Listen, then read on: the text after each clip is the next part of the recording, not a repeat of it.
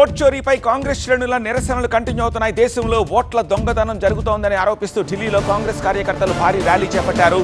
జంతర్ మంతర్ నుంచి ప్రధాని నివాసము పార్లమెంటు ముట్టడికి బయలుదేరారు. కాంగ్రెస్ కార్యకర్తలు వారిని పోలీసులు అడ్డుకున్నారు. బ్యారికేడ్లు తొలగించి ముందుకు దూసుకెళ్లేందుకు కాంగ్రెస్ కార్యకర్తలు ప్రయత్నించారు.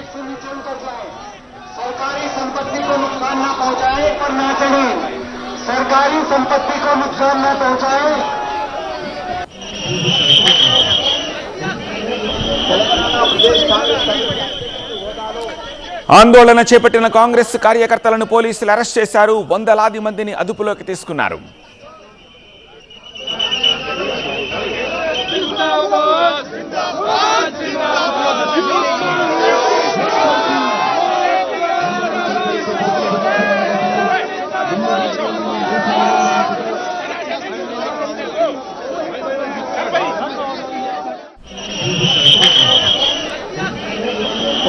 प्रदेश कांग्रेस